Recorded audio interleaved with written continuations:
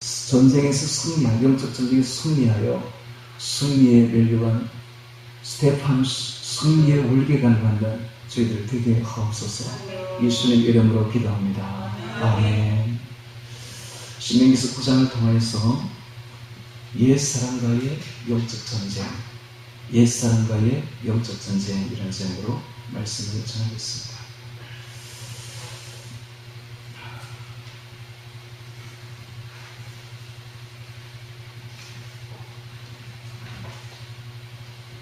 옛날에는 그러니까 1500년, 530 정확히 1530년 이전에는 천동설을 사람들이 믿었어요.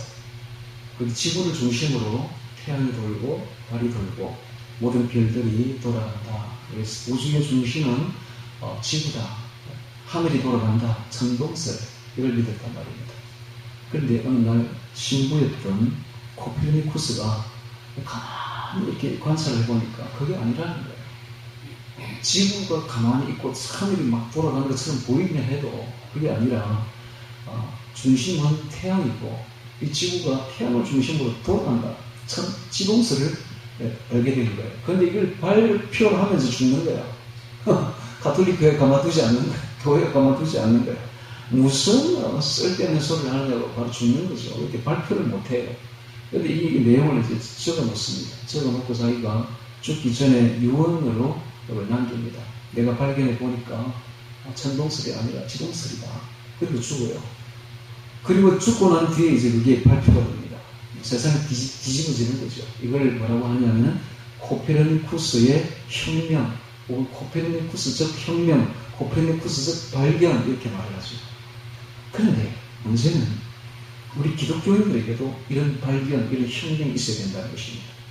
그 혁명이 어디에 기록되어 있느냐? 로마서 7장에 기록되어 있습니다. 바울이 이렇게 말합니다. 오호라 나는 공고한 사람이로다. 누가 이 죄의 몸에서, 죄악의 몸에서 나를 건져냈고, 이것은 바울이 자기를 발견한 거예요. 이게 바로 바울의 코페르니쿠스적 발견이라고 말합니다. 그런데 이것은 아무나 발견하는 게 아니에요. 이것은 진짜 거듭난 사람이, 진짜 신령한 사람이라야만이 발견할 수 있는 거예요. 거듭나지 않냐고 성화를 이루지 못한 사람이 절대로 발견 못해요. 근데 오직 거듭나서 자기 속에 옛사람과 새사람이 싸우고 있다는 것을 진짜 발견한 사람만이 이걸 발견해내는 거예요. 이걸 발견한 사람은 대단한 자기 발견인 것입니다. 그때부터 진짜 이제 진정한 영적 싸움이, 영적 전쟁이 내 안에서 벌어지는 것입니다. 이걸 발견해야 돼요. 근데 아직도 이걸 발견하지 못했다. 아직 거듭나지 않은 겁니다. 그러니까는 이 로마서는 불신자에게 준 편지가 아니에요. 로마에 있는 성도들에게 준 거야. 거듭난 사람들에게 준 거다 이 말입니다. 특별히 로마서 1장부터 3장 21절까지는 죄에 대해서 이야기를 하고 있고 3장 21절부터 5장까지는 이 칭의, 어렵다함, 거듭남, 칭의에 대해서, 중심에 대해서 이야기를 하고 있습니다. 그 다음 6장, 7장, 8장이 이제 클라이막스를 이루는데 6장, 7장, 8장은 성화에 대해서 이야기를 하고 있어요. 그럼 성화에 대해서 이야기를 하고 있는 이 부분에서 바울이 이런 말을 했다는 것은 거듭난 성도들에게 주시는 편지가 바로 로마서다. 거듭난 성도들이 어떻게 자기 발견을 할 수 있는가를 보여주는 게 이 코페르니쿠스적 발견이다라는 것입니다. 오늘 우리가 이 발견을 해야 돼요. 오늘 우리가 이 말씀을 통해서 우리가 어떤 사람인지를 발견하면은 우리의 인생에서 혁명을 이루게 되는 것입니다. 그래서 정말 남을 생을 완전히 혁명을 이루어서 이 발견을 해야 돼요. 대단한 발견을 해야 되는 것입니다. 천동설이 아니라 지동설을 해서 발견했듯이 오늘 우리 안에 옛사람이라는 게 있다는 것을 발견해야 된다. 그런데 하나님에게는 원수가 3개가 있어요. 3개. 원수가 3개가 있는데 그 첫 번째 원수가 옛사람이에요. 옛사람. 두 번째 원수는 세상입니다. 마귀의 지배를 받는 옛세상. 세 번째 원수가 마귀인 것이죠. 이 세 원수 중에서 가장 강력한 마귀가 오늘 보니까 여기 안악자손이 나오는데 장대한 거인족 안악자손이 나오는데 이스라엘 백성들이 그 안악자손을 아모리 족속을 딱 보고는 우리는 그 앞에 있으니까 메뚜기 같다라고 표현할 정도죠. 그런 거대한 거인들이 살았던 곳이 바로 아낙자손이야. 근데 보기만 봐도 자지러집니다. 근데 그런 거인 우리 안에 있다. 우리 안에 있어. 그래서 하나님의 세 원수 중에 제일로 강력한 거인족, 제일 강력한 그게 뭐냐 하면 여러분들 뭐라고 생각하십니까? 마귀라고 생각하겠죠. 아니, 옛사람이에요. 옛사람이 제일 강력한 원수요, 강력한 적수야, 우리 안에. 이것은 세상과 마귀는 밖에 있어요. 우리 밖에. 근데 이거는 우리 안에 있는 거예요. 우리 안에 있어요. 발견하지도 못해 잘. 제일 강력한 적이다. 이 옛사람만 우리가 만약에 잡을 수만 있다면은 너희 세상과도 이길 수 있고, 마귀는 우리가 마음만 딱 잠그고 있으면 들어오지 못해요. 꼼짝 못해요. 마귀가 우리 안에 들어오는 이유는 딱 한 가지예요. 우리가 마음을 열어놓기 때문에 들어오는 거예요. 왜 마음을 열어놓습니까? 우리가 옛사람을 좋아하니까, 옛사람의 죄를 좋아하니까. 마귀가 옛사람은 마귀의 속성을 가지고 있습니다. 근데 마귀의 속성을 가지고 마귀가 들어오는 거예요. 그러니까 우리가 마음만 딱 잠그고 있으면 절대로 들어오지 못합니다. 마음을 잠그고 있으면 마귀만 못 들어오는 게 아니라 하나님도 못 들어와요. 그러니까 하나님이 마음에는 문을 주었어요. 그 문이 뭡니까? 이게 바로 지성, 정의입니다. 정, 감정, 의지. 이 세 개로 가지고 우리의 마음을 딱 잠그도록 해놨어요. 근데 이 지정의를 가지고 사람들은 마음문을 능히 잠글 수가 있는데, 이 지정의를 내려놓고 마음문을 열어놓고 있으면 마귀가 충분히 들어온다라는 것입니다. 그러므로 오늘 우리가 이 마음을 장악하고 있는 이 옛사람에 대해서 오늘 우리가 배워야 되는 것입니다. 자, 이건 이야기는 나중에 하고 먼저 신명기 9장을 보면서 보고 그 뒤에 옛사람에 대해서 이야기를 하도록 하겠습니다. 신명기 9장 1절 봅니다. 이스라엘에 들으라. 쉐마입니다. 이스라엘에 들으라. 내가 오늘 요단을 건너 너보다 강대한 나라로 들어가서 그것을 얻으리니 그 성읍들은 크고 그 성벽은 하늘에 닿았으며 그 백성은 네가 아는 바 장대한 아낙 자손이라.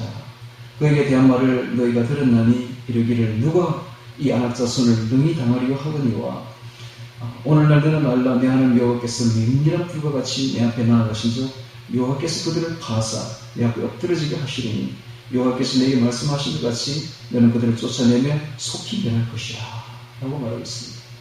여러분, 구약은 항상 영적인 일을 눈으로 보여주고 있습니다. 실제 역사를 통해서 우리에게 실제적인 사건을 보여준다고요. 그럼 이 실제적인 역사적인 사건들이 신약에서는 전부 영적인 일로 우리가 해석되어야 될 것입니다. 그럼 여기서 말하는 이 전쟁은 진짜 가나안 전쟁, 이것은 오늘 우리에게 어떤 전쟁입니까? 영적 전쟁입니다. 우리 안에 영적 전쟁. 즉 마귀와의 전쟁, 세상과의 전쟁, 옛사람과의 전쟁인 것입니다. 근데 여기서 이제 말하는 이 아낙 자손은 장대한 아모리 족속인데, 이 아낙 자손은 오늘 우리 안에 있는 옛사람이라고 볼 수 있는 겁니다. 가장 강대한 족속. 그런데 이 족속을 무찌르고 이기려면은 우리 힘으로는 어림도 없다라는 것입니다. 이것은 하나님의 힘으로만 가능하다. 하나님이 직접 쫓아내실 것이다 라고 말씀하고 있습니다. 그럼 나중에 이제 제가 이야기하겠습니다만 이 옛사람을 이기는 방법은 오직 성령밖에 없습니다. 성령을 의지해야 돼요. 성령의 사람이 되어야 돼요. 성령의 사람이 되면 이 가능한데 그 방법을 제가 나중에 비결을 알려드리겠습니다. 오늘 여러분들이 잘 오셨어요. 이런 설교는요, 세상 어디 가도 들을 수가 없습니다. 그리고 만약에 이 설교만 듣고 만약에 행동한다면 여러분 너희 천국 갑니다. 너희 천국 갑니다. 왜 비결을 알았잖아. 비결을 알았잖아. 옛사람을 이길 수 있는 비결을 오늘 내가 알게 드린다 이 말이에요. 수시 맞는 것이 오늘 완전히 온 사람들은. 이런 설명은요 다른 데 못 듣습니다. 왜냐하면 개신교는 이 성화에 대해서 개념이 없어요. 왜냐하면 루트와 칼빈의 후예들이기 때문에 루트는 아예 성화에 대해서 말하지 않습니다. 칭의만 이야기하고 있습니다. 칭의. 그 다음에 이 칼빈은 칭의, 그 다음에 중생만 이야기하고 있습니다. 그 성화에 대해서 이야기 안 하지. 성화에 대해서 잘 모른다고요. 성화의 개념도 없어요. 성화는 누가 이야기했는지 교부들이 이야기했어요. 교부들은요, 성화에 대해서 진짜 이야기를 많이 했고, 성화를 하려면 옛사람을 알아야 되거든요. 그러니까는 교부들은 옛사람에 대해서 이야기를 엄청 했습니다. 근데 루터가 종교개혁을 이루면서 이게 싹 없어져 버린 거예요. 그러니까 오늘날 다른 교회, 개신교회 가면 이런 이야기 들을 수가 없다, 이 말이에요. 이렇게 수지 맞는 것이 온 것입니다. 네. 자, 3절 봅니다. 3절 받고 4절 봅니다. 4절. 내 하나님 여호와께서 그들을 내 앞에서 쫓아내신 후에 네가 심중에 이르기를 나의 의로움을 인하여 여호와께서 나를 이 땅에서 인도하여 그래서 그것을 얻게 하시다 하지 말라. 실상은 이 민족들이 악함을 인하여 여호와께서 그들을 내 앞에서 쫓아내십니다. 오늘 우리가 성화를 이룬다는 것은, 즉 내 안에 있는 옛사람을 이긴다는 것은 우리 힘으로 됐다고 말하지 말라. 우리의 능력이 아니다. 하나님께서 그렇게 해주실 것이다 라는 것입니다. 5절에 보겠습니다. 네가 가서 그 땅을 얻으면 너의 어려움을 인함도 아니요 내 마음의 정직함을 인함도 이 민족의 악함을 인하여 내 하나님 여호와께서 그들을 내 앞에서 쫓아내시니라. 여호와께서 이같이 하시는 내 열조 아브라함과 이삭과 야곱에게 하신 맹세를 이루도록 하시니라. 그러니까 오늘 하나님께서 우리 옛사람을 파쇄시켜 주시는 것은 우리가 잘나서도 아니고 우리 어려워서도 아니고 정직해서도 아니라 오직 아브라함과 이삭과 야곱에게 하신 맹세를 이루려고 그렇게 하신다라는 것입니다. 그래서 하나님이 우리 선민에게 하신 그 맹세를 이루시려 하나님께서 그렇게 하신다는 것입니다. 우리가 하나님을 믿고 예수를 믿으면 우리도 아브라함의 자손이 되는 거예요. 그래서 우리도 아브라함의 오히를 있게 받는 것입니다. 자, 하나님께서 아브라함에게 하신 약속을 이루시려고 그렇게 하신다라는 것입니다. 그러니까 교만하지 말라 이 말이죠. 교만하지 말라. 교만은 패망의 선봉이요 가난한 마음은 넘어지의 앞잡이라고 잠언서 16장 18절에서 말하고 있죠. 자, 6절에 보겠습니다. 그러므로 내가 알 것은 내 하나님 여호와께서 너에게 이 아름다운 땅을 기업으로 주시는 것이 너희의 의로움을 인함이 아니니라. 너는 목이 곧은 백성이라 라고 말하고 있습니다. 목이 곧은 백성. 이 목이 곧다는 것은 송아지를 어느 정도 컸을 때에 그 송아지의 멍에를 이렇게 탁 메워야 되는데 이 목이 곧아가지고 멍에를 안 메려고 하는 거예요. 미련하고 오만하게 다루기 힘든 상태죠. 그러니까 하나님의 말씀을 안 듣는 거죠. 목이 곧은 백성입니다. 7절에 오늘 우리가 목이 곧지 말아야 됩니다. 그래서 순히 주님이 주시는 멍에를 메워야 돼요. 근데 그 멍에는 우리 혼자 메는 게 아니에요. 예수님하고 같이 메는 거예요. 그래서 그걸 결이라고 그러죠. 사제지간을 표현할 때에 이렇게 그걸 표현합니다. 자, 이렇게 예수님의 제자가 되는 것이 멍에를 맨다 이것이. 내 멍에는 쉽고 내 짐은 가벼움이라 했잖아요. 예수님과 함께 제자가 된다면 우리가 예수님의 멍에를 메는 것이다 이런 뜻입니다. 예수님의 제자가 되려면 우리가 교만하지 말고 미련하지 말고 오만하지 말고 다루기 힘든 그런 상태가 되지 말고 순종해야 된다 뜻입니다. 7절에 봅니다.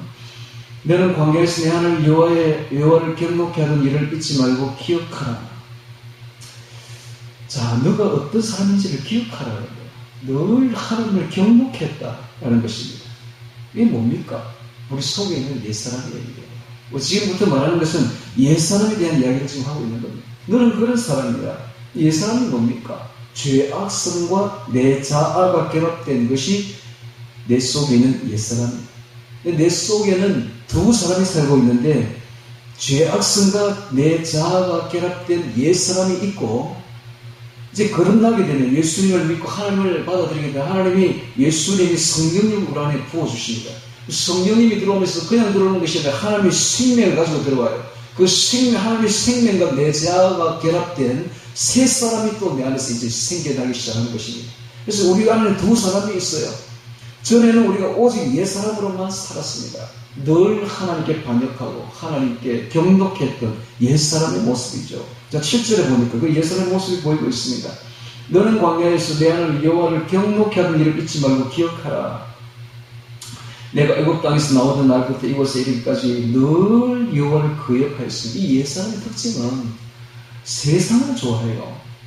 하나님과는 완전히 원수되는 일을 하고 있는 거예요. 하나님은 늘 하나님의 말씀을 거역하죠. 호렙산에서 너희가 여호와를 경록케 하였으므로 시내산이 바로 호렙산이죠. 거기서 경록했죠. 금송아지 사건으로 경록했습니다. 여호와께서 진노하사 너희를 멸하려 하시는 그때의 금송아지 사건 때에 하나님이 이스라엘 백성들을 다 멸해버리려고 했습니다. 모세보고 그랬습니다. 모세야, 내가 이 백성을 완전히 멸해버리고 차라리 너로 시작해서 다시 민족을 만들자 라고 이야기를 할 정도였습니다.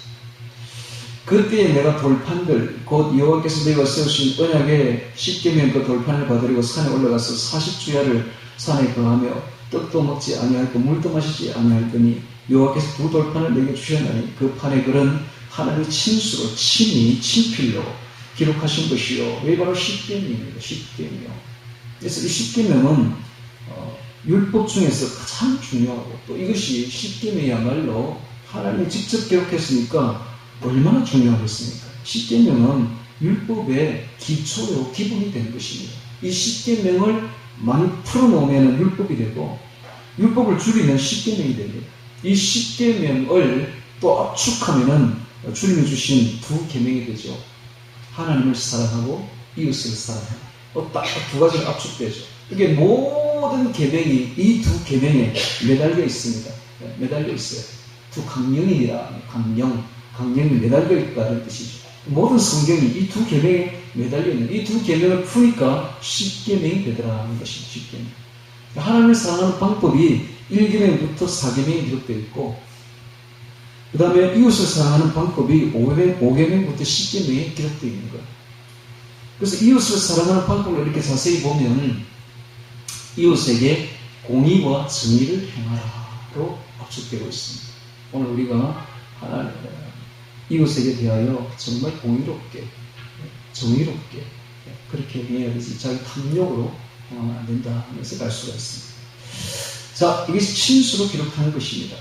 너희 10절의 중반글에 너희 총회 날에 여호와께서 산상불 가운데서 너희에게 이르신 모든 말씀이니라. 40주야가 지난 후에 여호와께서 내게 돌판 곧 언약의 두 돌판을 주시고 내게 이르시되 일어나 여기서 속히 내려가라. 내가 애굽에서 인도하여 있는 내 백성 스스로 부패하여 여기서 내 백성이 나오는데 이것이 원어가 암메카인데 암메카 뜻은 내 백성이 아니라 너희의 백성이라는 뜻입니다. 너희의 백성. 하나님이 범죄한 이스라엘 백성은 내 백성이라 자기 백성이라 하지 아니하고 모세 네 백성이다 이라고 이야기하는 참 그게 뭡니까? 이스라엘 포기하겠다는 것이죠.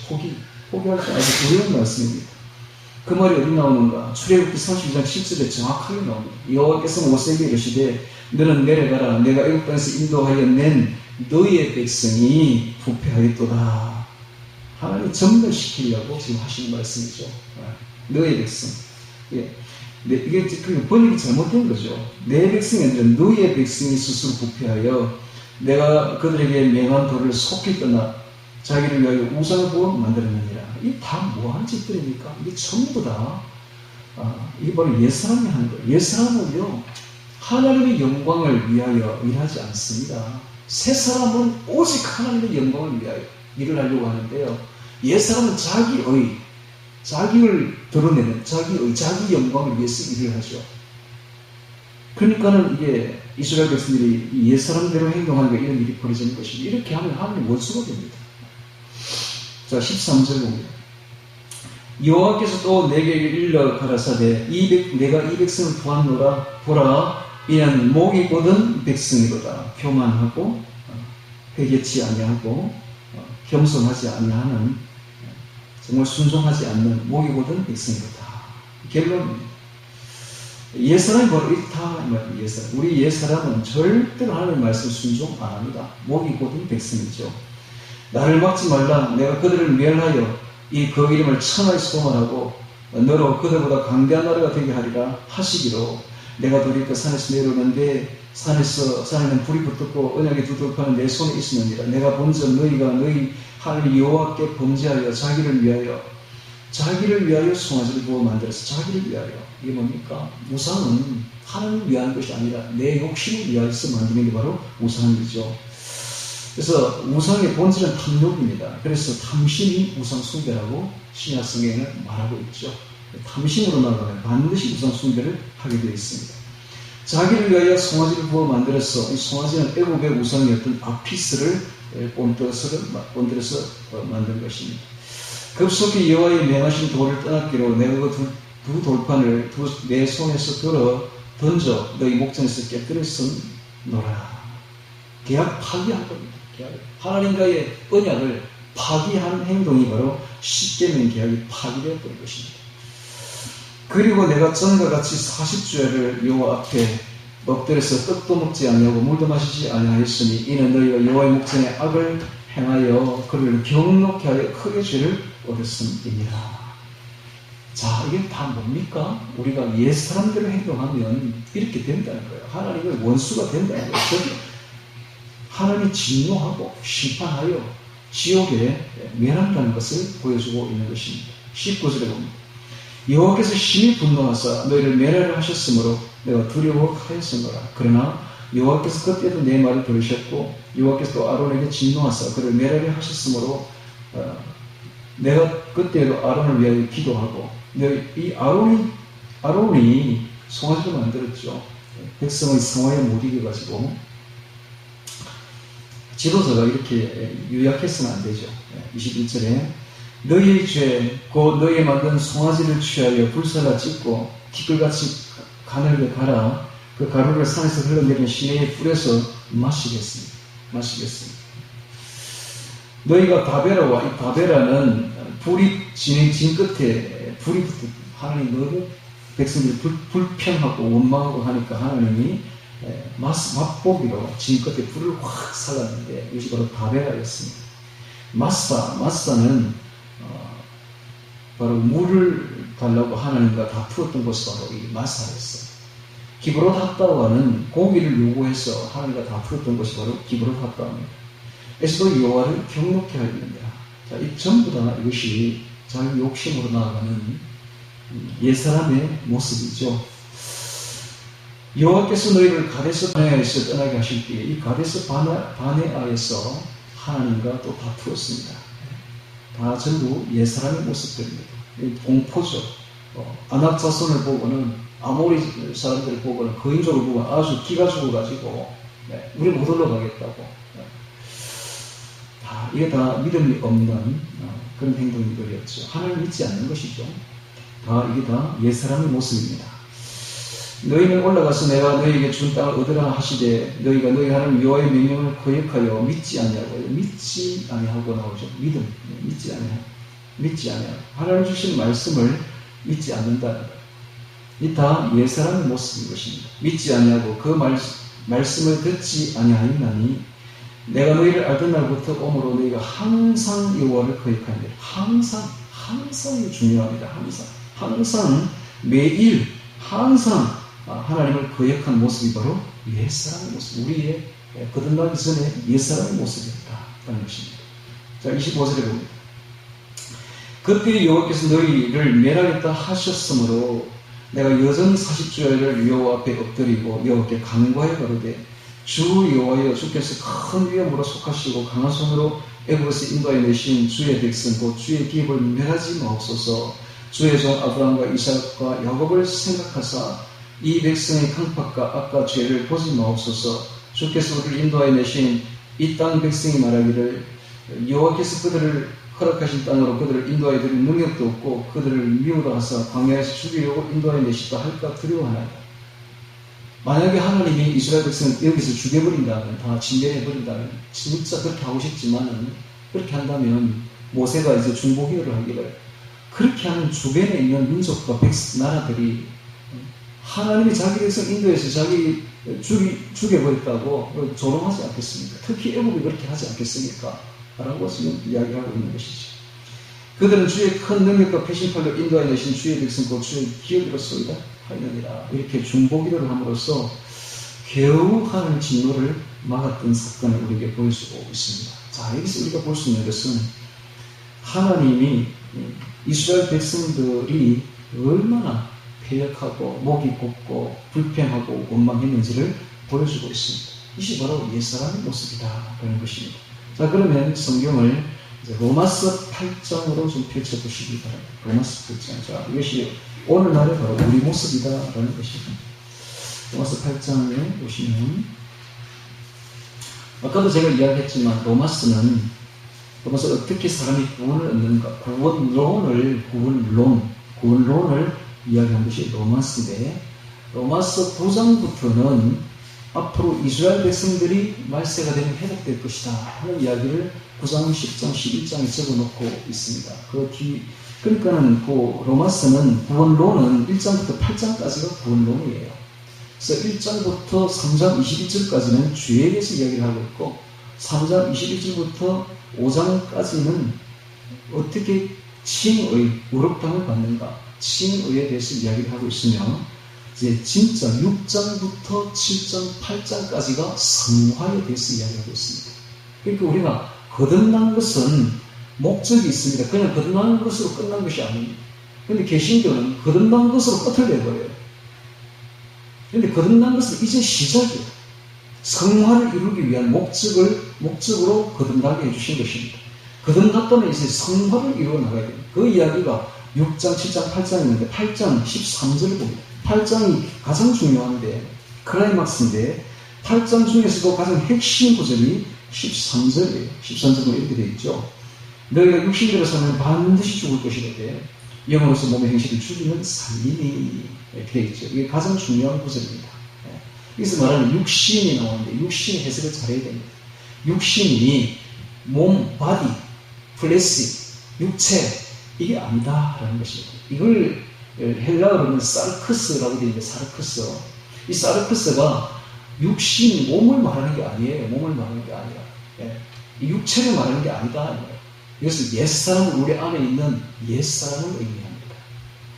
그런데 이걸 해석을 이제 잘못하면 큰일 나는 거예요. 그래서 해석을 잘못하는 것이 영지주의입니다. 영지주의. 헬라 영지주의, 헬라주의인데 헬라 철학인데 이 헬라 사람들은 항상 말하기를 육신은 악하고 영은 선하다 이렇게 말했던 겁니다.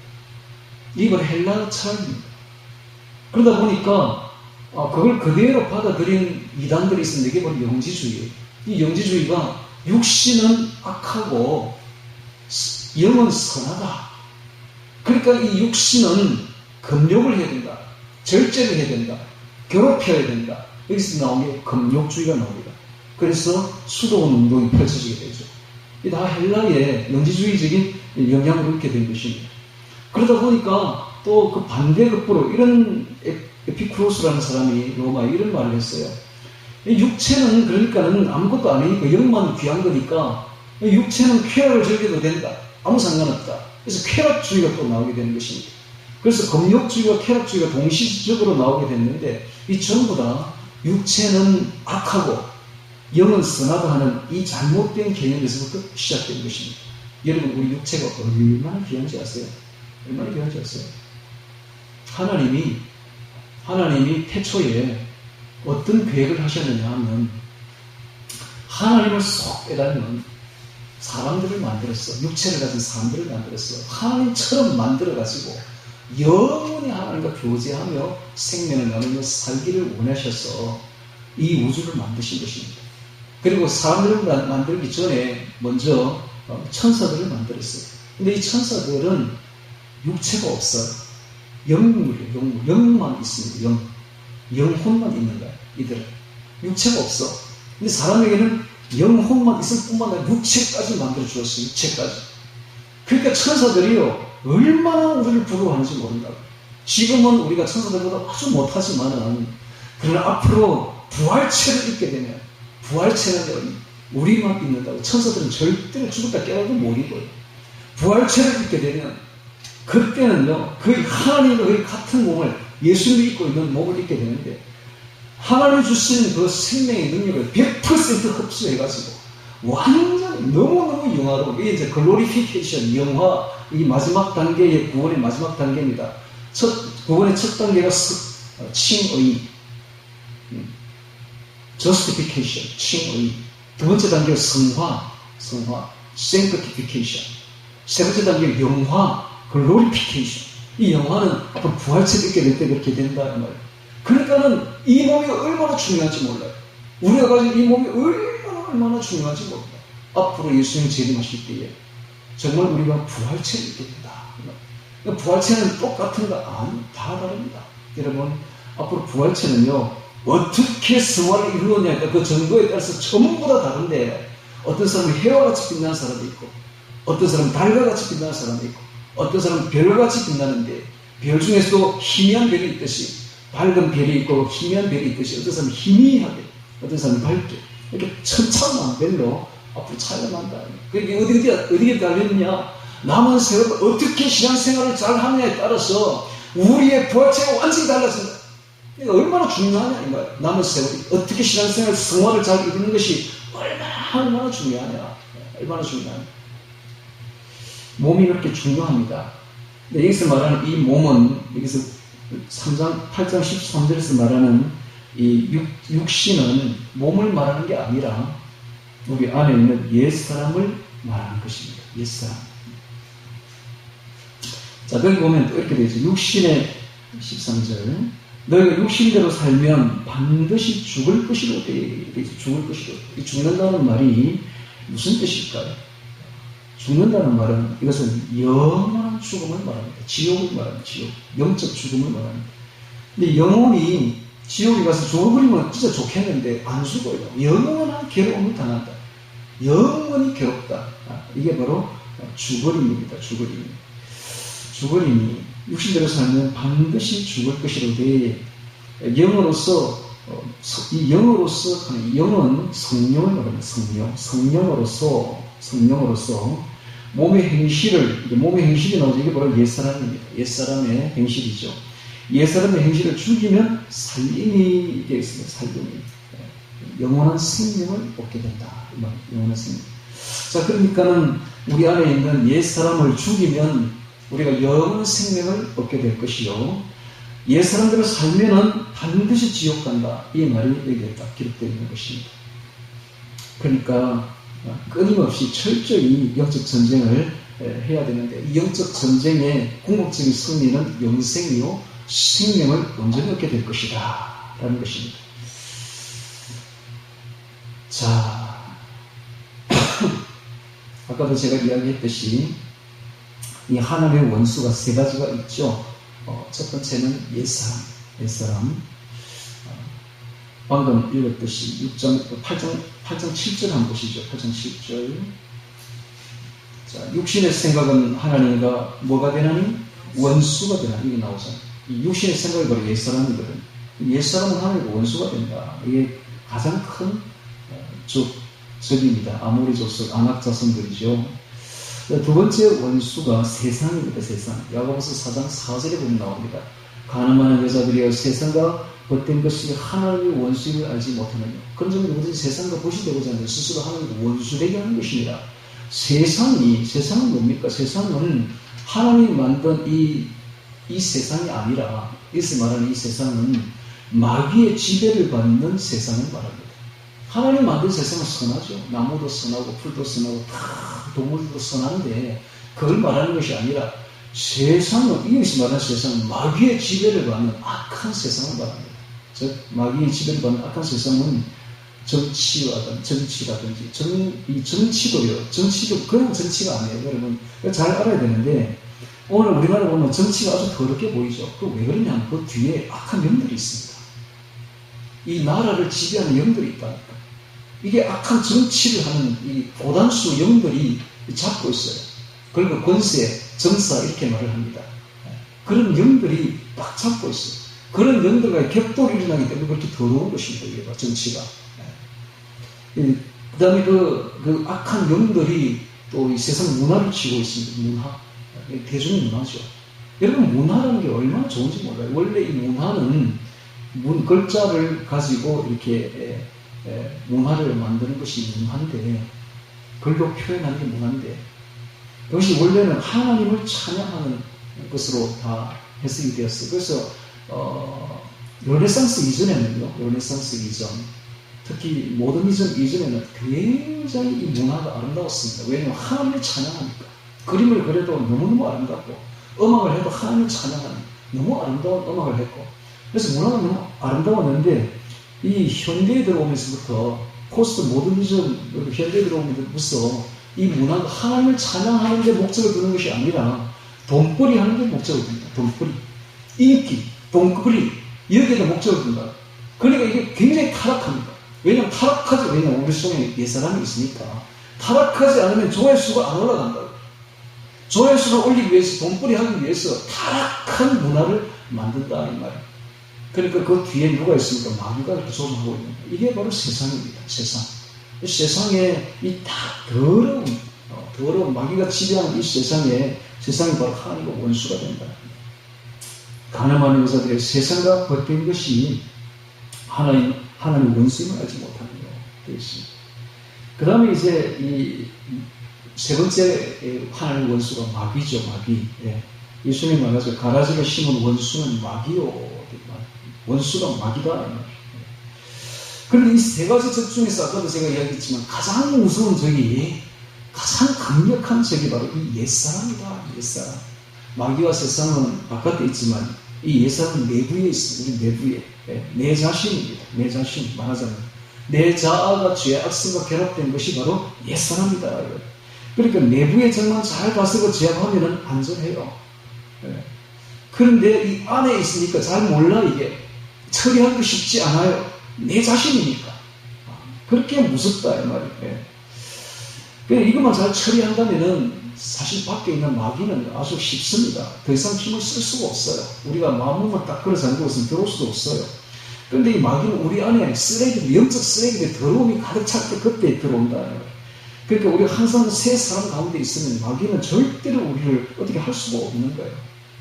그래서 교구신학에서는 이 옛사람에 대한 문제를 상당히 많이 다루고 있는데, 이 개신교에는 이 성화에 대한 개념이 별로 없기 때문에 옛사람에 대해 잘 몰라요. 옛사람에 대해 뭔지 잘 몰라. 거의 다루어지지 않고 있습니다. 잘 몰라요. 그러니까 잘 모른다는 게 뭐예요? 옛사람에 대해 잘 모른다는 건 성화도 할 수 없다는 이야기가 되는 겁니다. 성화가 안 되는 거예요. 그러면 옛사람이란 무엇일까? 옛사람이란. 이게 이제 방금 이야기했던 이 사르커스, 육신이라고 표현되어 나오는데, 이게 살덩어리가 아니라 영혼, 육에 뿌리 박혀 있는 이 옛사람이, 뿌리 박힌 옛사람, 쾌락을 추구하는 이런 옛사람인데, 자, 이게 이제 갈라디아서 5장 16절에 보면 너희는 성령을 쫓아 행하라. 그러면 육체의 욕심을 이루지 않으라. 육체의 욕심, 이게 바로 옛사람입니다. 로마서 6장 6절에 보면은 죄의 몸이라고 또 표현되어 있습니다. 죄의 몸. 골로새서 3장 5절에 보면 땅에 있는 지체라고 또 표현되어 있습니다. 땅에 있는 지체. 자, 그래서 이 죄악과 내 자신이 결합된 것이 바로 옛사람이다 라는 것입니다. 반대로 죄악과 내 자아와 성령이 주신 하나님의 생명이 결합된 것이 새 사람입니다. 새 사람. 그래서 예수 믿고 예수님의 보혈로 우리가 거듭나게 되면 성령님이 내 안에 들어오시게 되는데, 그때 성령님이 하나님의 생명을 가지고 들어옵니다. 그 하나님의 생명과 내 자아가 결합된 그때부터 새 사람이 탄생하게 되고 새 사람이 자라나기 시작하는데, 문제는 우리 안에는 이 두 속성이 있다는 것입니다. 즉 자기를 가운데 두고 한편으로는 죄악성이, 한편으로는 하나님의 생명이 딱 결합되어 있는 거예요. 그러니까 마귀의 속성과 하나님의 속성이 공존하고 있습니다. 갈등을 하고 있죠. 이게 전쟁이 안 일어날 수가 없는 거예요. 이게 바로 영적 전쟁이다 말입니다. 자, 거듭나기 전에는 옛사람만 있는 것입니다. 그래서 온갖 죄를 다 범하며 사는 것이 거듭나기 전에 불신자 때의 사람들의 모습입니다. 그런데 거듭나면 그때부터는 예수님의 속죄 은총으로 성령님이 우리 안에 들어오게 되는데, 성령님이 들어올 때 하나님의 생명을 가지고 와서 새 사람이 형성되고 새 사람의 씨앗이 이식이 됩니다. 새 사람이 살아나게 되죠. 근데 새 사람이 형성되어도 옛 사람이 밀려나가거나 제거되는 게 전혀 아니에요. 깔깔하게 옛 사람이 아직도 살아있다 이 말입니다. 왜냐하면 이게 성질이기 때문에, 옛 사람의 성질이기 때문에 서서히 제거됩니다. 서서히 제거되는데, 이게 가난 전쟁입니다. 가난 전쟁을 보면 한꺼번에 그냥 확 쓸어버리면 되는데, 하늘을 확 쓸지 않죠. 군데군데 남겨놓습니다. 그리고 세월이 지나면서 서서히 제거되어 갑니다. 그거와 똑같습니다. 우리 속에 있는 이 옛 사람도 한꺼번에 확 쓸어버리면 좋겠는데, 그런 성질이 아니다 이 말이에요. 서서히 제거돼요. 서서히 조금씩 제거되어 갑니다. 가나안 전복 전쟁이 그랬듯이 우리 신앙이 성숙한 만큼 서서히 이길 수 있도록 이게 하는 것이 바로 영적 원리다라는 것입니다. 자, 하나님의 생명이 이식되는 순간에 영적 전쟁이 격렬하게 일어나는데, 거듭나기 전에는 그냥 옛 사람의 욕망대로 살면 되는데, 이제 새 사람이 형성되니까 갈등이 생기고 전쟁이 일어나는 것입니다. 자, 이것이 영적 전쟁의 시작입니다. 그러니까 거듭나면 불이 임하고 성령의 불이 임하고 성령을 받게 되면 만사형통할 줄 사람들은 다 생각해요. 만사형통. 그런데 전혀 그게 아니에요. 그때부터 진짜 이제 싸우기 시작하는 거예요. 옛 사람도 거세게 반발합니다. 예. 이것이 바로 기독교인의 실존이고 기독교인의 실존적인 상황이에요. 갈라디아서 5장 17절에 보면 육체의 소욕은 성령을 거스르고 성령의 소욕은 육체를 거스르나니 이 둘이 서로 대적함으로 너희 원하는 것을 하지 못하게 하려 합니다. 그랬습니다. 이 성령의 소욕은 성령의 지배를 받는 새 사람을 말하고 있으며 육체의 소욕은 마귀의 지배를 받는 옛 사람을 말하고 있는데 이 둘이 서로 전면 충돌해서 서로 대적한다. 영적 전쟁을 벌인다. 라고 이야기를 하고 있습니다. 이것이 바로 오늘날 그리스도인들의 삶인데 바로 영적 전쟁의 실상을 말해주고 있습니다. 그런데 오늘날 대부분의 개신 교인들이 옛 사람을 모르고 영적 전쟁도 아주 낯선 이야기예요. 그냥 교회 열심히 나가면 되는 줄로만 알고 있어요. 이게 왜 신앙생활인 줄 알고 있어요. 전혀 아닙니다. 싸워야 할 대상이 무서운 적이 옛 사람임을 가르쳐주지 않는 거예요. 교회에서. 가르쳐주지 않아요. 그리고 또 그렇게 갈등을 일으키고 있는 사람을 보면 교회에서는요, 잘못된 신앙이라고 말해요. 너 잘못된 신앙이야. 예수 믿으면 그냥 행복한 거야. 아니에요. 모르니까 그래요. 모르니까. 갈등을 일으키는 게 정상이에요. 싸우는 게 정상이에요. 내 속에서 두 사람이, 옛 사람과 새 사람이 싸움을 벌이는 게 이게 진짜 정상이다. 이 말, 정상. 자, 옛 사람과 새 사람은 힘을 대결을 합니다. 역학 관계를 가지고 있어요. 그래서 옛 사람이 강하면 새 사람을 눌러버려요. 그런데 새 사람이 강하면 옛 사람도 눌러버립니다. 처음에 우리가 예수 믿고 거듭나게 되면 처음 은혜를 받으면 새 사람이 아주 강력해가지고 그 은혜의 약발이 한 1년 정도 가요. 1년 정도. 그런데 1년 정도 지나면 다시 또 옛 사람이 서서히 고개를 들고 일어나요. 그럼 또 두 번째 불을 딱 받으면 그 약발이 한 3개월 정도 가요. 3개월 정도. 3개월 지나면 또 다시 옛 사람이 일어납니다. 그러니까 은혜로만 되는 게 아니에요. 하나님 은혜. 또 성령으로만, 성령의 능력으로는 절대로 그것만으로는 성화가 안 돼요. 그러니까 왜냐하면 우리 자신이 안 바뀌었어요. 그대로 있어요. 아직 그대로. 옛 사람을 제거하지 안 했어요. 옛 사람을 제거하지 않으면 안 되는 것이 옛 사람을 제거하고 새 사람으로 대치되기까지는 시간이 걸려요. 성화가 되어야 되니까. 처음에는 옛 사람을 우세해요. 그런데 수십 년 동안 살아도 이게 안 바뀌는 사람이 있어요. 여전히 옛 사람 그대로 있는 사람이 있어요. 마음은 원하는데 안 되는 거예요. 그렇게 일생을 살다가 끝내는 성도들도 부지기 있습니다. 왜? 이런 이야기를 안 들었으니까. 뭐 가르쳐주지 않으니까. 모르는 거야. 내 속에 옛 사람이 뭔지도 잘 몰라. 수십 년 동안 그렇게 살다 그냥 그대로 끝나버려요. 그대로 끝나고 지냅니까? 지옥 갑니다. 지옥 갑니다. 그래서 우리가 로마서 7장 한 표기가 합니다. 로마서 7장 14절부터 봅니다. 로마서 7장 14절. 우리가 율법은 신령한 줄 알거니와 율법은 하나님의 말씀이죠. 신령합니다. 나는 육신에 속하여 죄 아래 팔렸도다. 육신, 옛사람에게 속하여 죄 아래 팔렸도다. 나의 행하는 것은 내가 알지 못하나니 곧 원하는 이것은 선이죠. 새 사람의 선은 행하지 아니하고 도리어 미워하는 그것을 악이죠. 죄악입니다. 옛사람이 하고 싶은 죄악이죠. 그것을 합니다. 내가 만일 원치 아니하는 것을 하면 내가 이로 율법에 선한 것을 시인하노니 이제는 이것을 행하는 자가 내가 아니요 내 속에 거하는 죄니라 죄성이다. 내 속고 내 육신에 선한 것이 거하지 아니하는 줄을 내가 아노니 원함은 내게 있으나 선을 행하는 것은 없노라. 내가 원하는 바 선은 하지 아니하고 도리어 원치 아니하는 바 악은 행하는 거다. 만일 내가 원치 아니하는 것을 하면 이를 행하는 자는 내가 아니요 내 속에 거하는 죄니라. 그러므로 내가 한 법을 깨달았노니 곧 선을 행하기 원하는 나에게 악이 함께 있는 것이로다.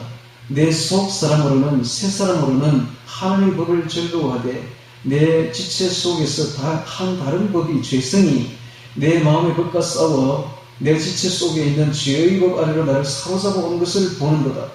오호라 나는 공부한 사람이로다. 이 사망의 몸에서 누가 나를 건져내랴. 우리 주 예수 그리스도로 말미암아 하나님께 감사하리로다. 그래서 내 자신이 마음으로는 하나님의 법을 무시하던 죄의 법을 숨기노라. 이 바울이 이걸 발견한 거예요. 이것이 바울이 자기를 발견한 겁니다. 이게 바로 코페르니쿠스적 발견, 코페르니쿠스적 혁명이라고 말하는 것입니다. 오늘 우리 그리스도인들이 이것을 발견해야 돼요. 이것을 발견해야 돼요. 그러면 혁명이 일어납니다. 내 안에 옛사람이 있다는 걸 발견하는 것. 이게 바로 대단한 발견. 이것은 아무나 발견하는 게 아니에요. 이것은 거듭난 사람만 발견하는 것입니다. 오호라 난 공부한 사람이다. 너무나 기가 막혀가지고 바울이 이런 말을 합니다. 너무나 기가 막혔어. 오호라 나는 공부한 사람이로다. 거듭난 사람은 할 수 있는 고백입니다. 왜 안 됩니까? 옛사람의 힘이 너무 강하고 너무 거인이라서 안악자손들이라서 이 제압하기가 어렵습니다. 오히려 옛사람이 이 새 사람을 완전히 제압을 해버리기 때문에 그래서 오호라 나는 공부한 사람이로다.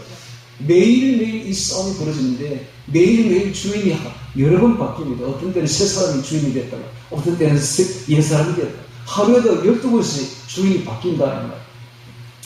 둘 중 하나를 선택해야 됩니다. 성령의 지배를 받으려면 옛 사람의 욕망을 제거해야 되고,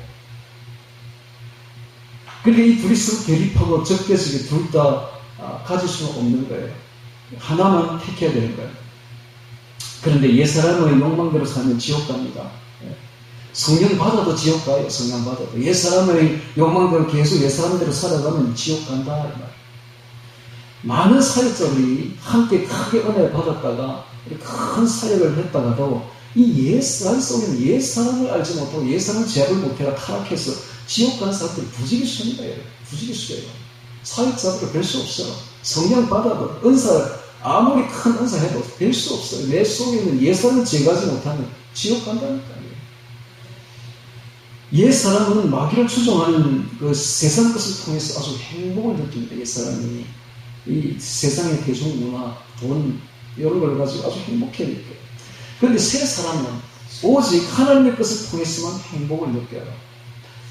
옛 사람은 새 사람의 것으로 충족하지, 세상 것으로 충족하지 않으면 불행을 느껴요. 불행을. 그런데 새 사람은 하나님의 것으로 충족되지 못하면 불행을 느껴요. 둘 중 하나를 선택해야 됩니다. 하나님으로부터 오는 행복인가, 아니면 세상으로부터 오는 행복인가. 옛 사람의 것으로 누리는 행복은 곧 새 사람에게는 불행입니다. 반대로 새 사람에게서 느끼는 행복은 옛 사람에게서는 불행이야. 불행이야. 그래서 옛 사람이 세상의 것으로 행복해 하면 새 사람은 안에서 통곡합니다. 반대로 새 사람이 하나님의 것으로 행복해 하면 옛 사람은 안에서 발악을 해요. 발악을 해요. 그래서 옛 사람의 것으로 행복을 누려도 괜찮다면 아직 거듭나지 않은 사람입니다. 새 사람이 그 안에 없기 때문에 괜찮은 거예요. 거듭났으면 절대 괜찮지 않아요. 옛 사람이 누리는 행복에 대해서 절대로 괜찮지 않은 거야. 불행을 느낀다. 불행을 느낀다. 그러므로 옛 사람은 죄악된 세상이 공급하는 힘을 통해서 자라나고 새 사람은 하나님이 공급하시는 힘을 통해서 자라납니다. 그러므로 옛 사람을 부인하기 위해서는 십자가를 짊어져야 돼요. 행복을 포기해야 돼요. 세상의 행복을 포기해야 돼요. 옛 사람의 행복은 우리를 하나님으로부터 멀어지게 만드는 것입니다. 옛 사람은 자기 영광을 표출시키고 새 사람은 하나님의 영광을 표출시키고 이걸만 보면 딱 보여요. 누가 자기 의를 드러내고 있는가? 자기 영광을 드러내고 있어서 옛 사람이 안에 딱 찬 사람이에요. 아무리 성경 받고 큰 사랑을 하고 훌륭한 안 돼. 그 자기 의를 드러내면요. 옛 사람은 꽉 찬 거야. 근데 하나님의 영광을 드러내면 이 사람은 새 사람으로 꽉 찬 사람이다. 딱 표가 나죠. 그래서 능력을 사역을 해도 여전히 자기 영광을 드러내는 사람들이 있습니다. 이 사람을 보면 부역질 나죠. 이런 사람 보면 부역질 납니다. 정말로. 자, 옛 사람에게는 그 끝은 파멸입니다. 지옥입니다. 새 사람에게는 영생이 있습니다. 이게 바로 코페르니쿠스적 발견이에요. 우리 속에 이 두 사람이 있다는 거예요. 이걸 발견하는 것은 대단한 발견인 것입니다. 자, 그래서, 근데 이 잘 분별이 안 돼요. 잘 몰라요. 사람들이 자기 안에 있는 예상을 잘 몰라요. 분별이 안 돼요. 그러니까는 두 사람이 안에 있으면 막 정신분열이 일어나는 거야. 정신분열이. 자, 이게 바로 인류 역사의 가장 위대한 발견이 바로 이것입니다. 자신의 실체를 발견하는 것입니다. 이게 바로 로마서 7장 오호라는 공고한 사람이로다. 이게 바로 인류 역사상 가장 위대한 발견이다. 바울이 발견했어요. 자, 이 속에 두 사람이 있다. 자, 성령의 소욕과 육체의 소욕 사이의 치열한 전쟁을 정확히 간파해야 됩니다. 갈라디아서 5장 17절에 보면 육체의 소욕은 성령을 거스르고 성령의 소욕은 육체를 거스르라니 이 둘이 서로 대적하고 원하는 것을 하지 못하게 하려 합니다. 아주 정확히 간파를 해야 되는 것입니다. 서로 투쟁하고 서로 대적하고 있습니다. 자, 그런 갈등이 없다면 아직 거듭나지도 않았어요. 그 사람 아직 거듭나지 않았어요. 거듭나지 않았어. 영이 죽어있는 사람입니다. 옛 사람의 욕망대로 종교인으로 그냥 교회 생활만 할 뿐이라 지옥에 끌려가고 있는 상황입니다. 많은 기독교들이 이런 갈등조차 없어요. 왜냐하면 갈등이 없다는 것은 거듭나지 않았어요. 거듭나지 않은 상태로 종교 생활만 하고 있는 겁니다. 갈등이 있다는 게 정상이에요. 이게 정상입니다. 근데 교회는 거꾸로 가르칩니다. 갈등이 있으면 잘못됐다고 이야기를 합니다. 아니에요. 갈등이 있는 게 정상입니다. 갈등이 있는 게 정상입니다. 자, 이 갈등에서, 이 전쟁에서 이기는 방법, 해결되는 방법을 이제 제가 이야기를 하겠습니다.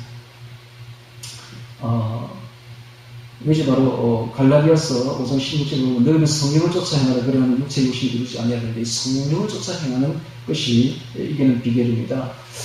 자, 그래서 어떻게 해야 성령을 따라 사는 것인가 라는 것이 어떻게 했습니까? 어떻게 해야 우리가 성령의 사람이 될 수 있을까요? 성령의 사람이 되면 우리가 의의 종이 될 수가 있는데, 그래서 하나님의 사람들이 이렇게 생각합니다. 하나님의 은혜를 받아야 성령의 사람이 된다.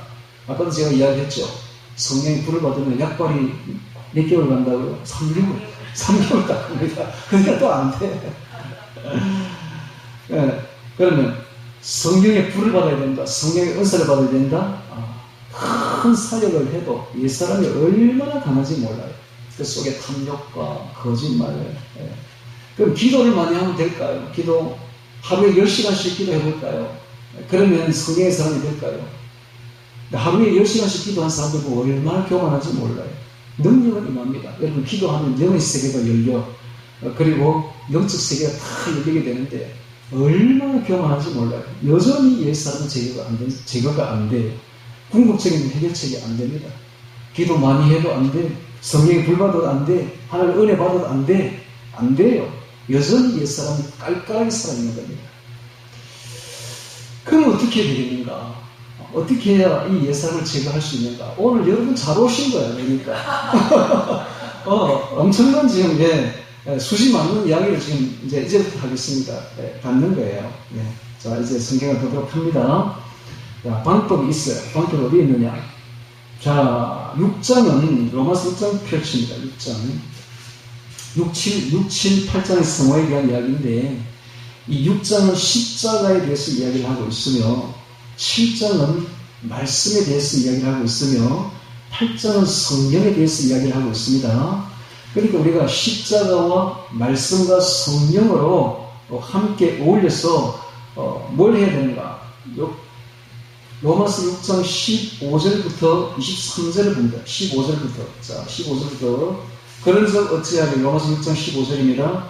우리가 법 아래 있지 아니하고 은혜 아래 있으니 죄를 지으려 그럴 수 없느니라. 너희 자신을 종으로 들여 누구에게 순종하듯이 순종을 받는 자의 종이 되는 줄을 내가 알지 못하느냐. 혹은 죄의 종이 나옵니다. 죄의 종으로 사망에 이르고 순종의 종으로 의에 이릅니다. 자, 두 가지가 딱 대결되죠. 죄의 종은 지옥에 들어간다. 순종의 종은 의의 종으로서 하나님께 간다, 천국 간다, 이런 뜻이죠. 하나님께 감사하려다. 우리가 본래는 뭡니까? 죄의 종이었어요. 죄의 종이더니 너희에게 전하여 준바 교훈의 본을 마음으로 순종하여 죄에게서 해방되어 의의 종이 되었느니라. 너희 육신의 연약함으로 내가 사람의 예대로 말하노니 전에 너희가 너희 지체를 부정과 불법에 들여 불법에 이른 것 같이 이제 너희 지체를 의에게 종으로 들여 거룩함을 이르라. 너희가 죄의 종이 되었을 때에는 의에 대해서 자유하였느니라. 너희 그때 무슨 열매를 얻었느냐? 이제는 너희가 그 일을 부끄러워하니 이는 그 마지막이 사망이니라. 지옥이다 이 말이죠. 마지막이. 그러나 이제는 너희가 죄에서 해방되고 하나님께 종이 되어 거룩함을 이루는 열매를 얻었으니 이 마지막은 영생이라, 생명이라. 죄의 삭은 사망이요 하나님의 은사는 그리스도 예수 안에 있는 영생이라 라고 되어 있죠. 자, 그러니까 두 가지가 나왔습니다. 죄의 종은 사망에 이르고 의의 종은 죄에서 해방되어 하나님의 종에 이르는데 거룩함에 이르러 생명으로 영생으로 얻게 된다 이런 뜻이죠. 자, 여기서 핵심 구절이 있습니다. 핵심 구절이 로마서 6장 17절 조금 전에 읽었던 로마서 6장 17절 17절. 자, 오늘 이게 이제 수집하는 구절이에요. 자, 이걸 다시 봅니다. 하나님께 감사하리로다. 너희가 본래 죄의 종이더니 너희에게 전하여 준 바 교훈의 본을 마음으로 순종하면 죄의 종에서 의의 종이 되는 것입니다. 다시 말합니다. 교훈의 본을 마음으로 순종하면 됩니다. 야, 비결이 나왔어요. 교훈의 본이 뭡니까? 교훈의 본이 말씀이지. 말씀, 하나님의 말씀, 하나님의 명령, 하나님의 뜻. 이 말씀을 순종하는데 온 마음을 다해서 말씀에 순종하면 되는 것입니다. 말씀에 순종하면 옛사람을 죽이게 되는 것입니다. 이게 바로 옛사람을 죽이는 비결입니다. 말씀에 순종하면 되는구나. 마음에 순종하면 되는구나. 딱 비결이 나왔습니다. 자, 오늘날 우리 한국의 기독교인들은 하나님의 은혜, 성령의 은사를 엄청 경험합니다. 세계 어느 나라에도 우리 한국 기독교인들만큼 성령의 은혜, 하나님의 은혜를 경험하는 나라가 없어요. 그런데 왜 성화는 안 될까요? 야, 이거 참 의문이죠. 하나님의 은혜, 성령의 은사를 엄청나게 받는데 고린도 교회처럼 왜 성화는 안 됩니까? 왜 성화는 안 될까요? 네, 이게 참 퀘션 마크죠. 간단합니다. 이유는 딱 하나. 말씀에 순종 안 하는 거예요. 말씀에 순종 안 하는 거예요. 이게 비결입니다. 말씀에 순종하면 옛사람이 딱 파쇄됩니다. 파쇄되고 성화가 이루어지는 것입니다. 자, 이 말씀에 순종하려면 이 말씀이 머리에만 있으면 안 돼요. 우리 이 기독교인들, 우리 한국의 기독교인들 말씀이 다 어디에 있는지 다 머리에 있습니다. 다 알고 있어. 근데 마음은 옛사람이 딱 지배하고 있는 거예요. 이 말씀이 마음으로만 내려오면 되는데 내려오지 않는다. 여기만 딱 있는 거예요. 내려오면은 어떻게 됩니까? 옛사람이 발악을 하는 거죠. 죽기 살기로 이제 그때부터 전쟁이 벌어지는 것입니다. 옛사람을 죽이려면 영적 투쟁을 해야 되는데, 영적 전쟁을 해야 되는데, 예. 말씀이 거하도록 해야 됩니다. 내 마음속에. 그래야 말씀이 순종이 됩니다. 할렐루야.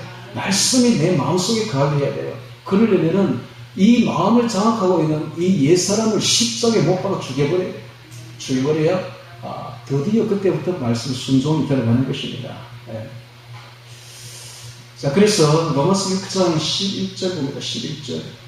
이와 같이 너희도 너희 자신을 죄에 대하여는 죽은 자요 그리스도 예수 안에서 하나님에 대해서 산 자를 이길지어다. 죄에 대한 죽은 자요. 자, 이게 무슨 말입니까? 십자가에 내 자신을 못 박아 죽였음을 믿으라. 죽었음을 믿으라. 이런 것입니다. 2000년 전에 예수님이 십자가에 못 박힐 때에 우리 옛사람도 같이 죽었다. 이것은 역사적인 사실입니다. 예. 히스토리컬 팩트입니다. 팩트. 예수님이 십자가에 못 박아 죽을 때에 우리 옛사람도 죽었다. 이걸 믿으라는 거예요. 이걸 믿으라. 갈라디아서 2장 20절에 있죠. 내가 십자가에 못 박, 그리스도와 함께 십자가에 못 박혀는 그래서 이제 내가 산 것이 아니라 그리스도께서 사신 것이라. 내가 죽었다는 걸 믿으라는 거예요. 이걸 선포하라는 거예요. 그 다음에 13절에 봅니다. 13절. 너희 지체를 불의의 병기로 죄에게 드리지 말고 오직 너희 자신을 죽은 자 가운데서 다시 산 자같이 하나님께 드리며 너희 지체를 의의 병기로 하나님께 드리라. 우리 지체가 뭡니까? 우리 지체는 육만 지체가 아니라 영혼 육 전부가 우리의 지체입니다.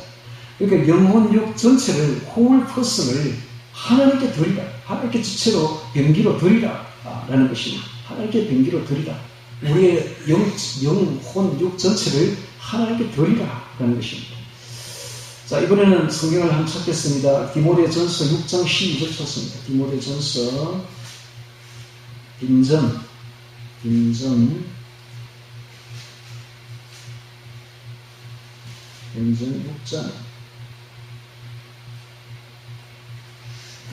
12절입니다.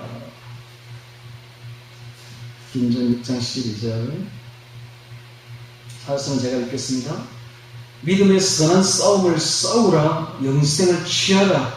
이를 위하여 내가 부르심을 입었고 많은 증인 앞에서 선한 증거를 증거하였도다 되어 있죠. 여기 보니까 싸우라 되어 있죠. 선한 싸움을 싸우라. 그리고 영생을 취하라 되어 있죠. 취하라가 에필라고인데 폭력적으로 붙잡아라. 폭력적으로 붙잡아라. 즉 하나님의 생명을, 영생을 강력하게 붙잡아라. 강력하게 붙잡고 선한 싸움을 누구하고 싸워? 예산과 선한 싸움을 싸우라. 이를 위해 내가 부르심을 입었고, 이게 뭡니까? 하나님의 생명을 이 땅에서 취하도록 붙잡도록 우리가 부르심을 입었다. 우리가 부르심을 입은 이유가 있어요. 하나님의 생명을, 영생을 취하도록, 폭력적으로 취하도록, 강력하게 취하도록 우리가 부르심을 입었다. 라는 것입니다. 이번에는 디모데후서 찾습니다. 디모데후서 4장 7절 마지막으로 찾습니다. 디모데전 몇 장 넘기고 있죠. 디모데후서 4장 7절. 내가 선한 싸움을 싸우고 나의 달려갈 길을 마치고 믿음을 지켰으니 이제 후로는 나를 위하여 의의 면류관이 예비되었으므로 주 곧 의로우신 재판장이 그날을 내게 주실 것이니 내게만 아니라 주의 나타나심을 사모하는 모든 자에게니라 되어 있습니다.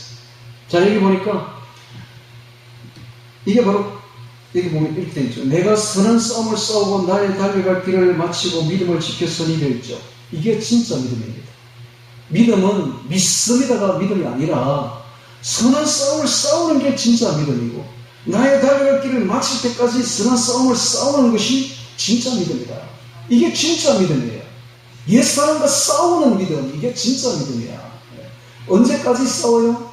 하나님 우리를 부르시는 그날까지 싸우라. 중도에 포기하면 안 된다. 중도에 포기하면. 우리가 경주를 할 때 중도에 포기하면 이건 실격입니다. 똑같이 우리는 경주자들입니다. 마지막 그 스팟, 하나님 부르는 그날 그 목표점까지 달려가야 돼. 싸워야 돼. 이게 진짜 믿음이다. 진짜. 그러면 어떻게 된다고요?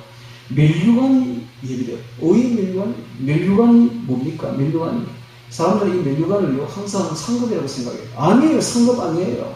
상급 아닙니다. 면류관이 뭡니까? 이 면류관의 원뜻은 보면 원리계관. 승리자에게 주는 원리계관. 승리자에게 주는 영적 투쟁을 끝까지 한 사람에게만 받는 면류관입니다. 월계수관이죠. 승리자에게만 주어집니다. 상급이 아니에요. 승리자에게만 주어지는 것입니다. 즉 이기는 자만 받는 겁니다. 계시록 2장 7절에 보면 이기는 자는 이런 말이 있습니다. 이기는 자는 생명나무의 가시를 먹게 할 것이요. 즉 천국에 들어간다 이 말이죠. 그러니까 끝까지 싸워서 이기라는 것입니다. 끝까지 싸워서 이기. 자, 오늘 저는 옛사람과 영적 전쟁이라는 제목으로 말씀을 전했습니다. 그래서 로마서 6장 17절에 있듯이 이 옛사람과 싸워서 이기는 비결은 순종입니다. 순종. 주의 말씀으로 순종하는 것.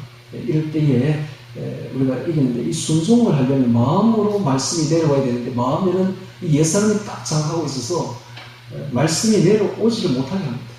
여러분, 우리가 말씀을 순종하려면 옛사람을 죽여야 돼요. 옛사람을 파쇄시켜야 돼요. 옛사람을 없애버려야 드디어 우리가 말씀을 순종할 수가 있는 것입니다. 자, 그렇게 하려면은 우리가 항상 말씀에 순종해야 되고, 또 항상 싸워서 이겨야 됩니다. 여러분, 오늘 우리 속에는 두 사람이 공존하고 있다는 것을 발견해야 됩니다. 내 안에 두 사람이 있어요. 이걸 발견하는 게 가장 중요합니다. 가장 중요합니다. 근데 이걸 발견 못하면요, 영적 싸움도 안 해요. 못해요. 그러다 보면 항상 끌려가가지고 결국은 지옥 갑니다. 여러분, 오늘 우리 안에 정말 이 옛사람이 있다는 걸 발견하기를 바랍니다. 이 코페르니쿠스적 발견입니다. 이걸 발견하고 이 옛사람을 말씀의 순종으로서 싸워 이겨요. 완전 파쇄시켜버려야 됩니다. 그럴 때 비로소 우리가 새 사람으로서 의지를 가지고 나아갈 수가 있는 것입니다.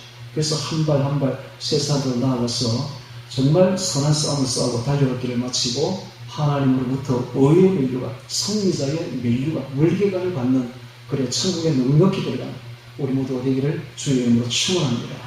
저 오늘 말씀 기억하며 기도드리겠습니다.